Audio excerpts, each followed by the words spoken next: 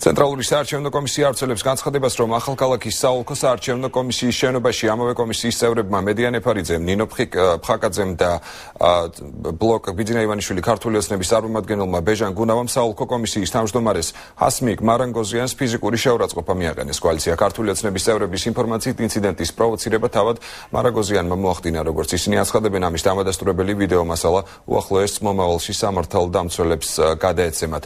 მანუჩარ გოგოლაური განაგრძობს თემას პირდაპირ ეთერში. მანუჩარ გისმენთ.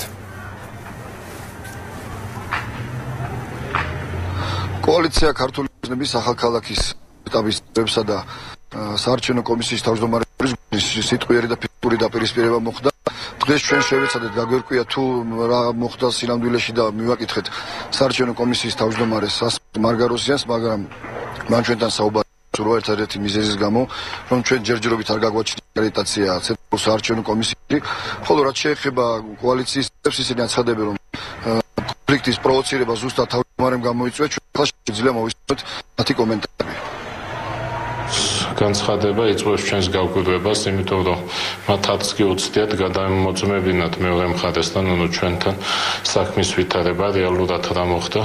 მით უმეტეს ჩვენ გაგვაჩნია დოკუმენტური მასალა იმის სამსახურით, თუ რეალურად რა მოხდა და ეს მასალა მოწმობს სრულიად საპირისპიროს, რომ ჰასმიკ მარანგოზიანი და ჩვენ ერთ-ერთ კომისიის წევრს მედიან ეფარიძეს და აგრეთვე ჩვენ წარმომადგენელს ბეჟან გუნდავას. თუ რა მოხდა საოლქო საარჩევნო კომისიაში, ამასთან დაკავშირებით ჩვენ მამტკიცებელი მასალა გაგვაჩნია, რომელსაც მე ვფიქრობ არანაირი კომენტარი არ ჭირდება და საზოგადოება ამას უახლოეს საათებში ნახავს.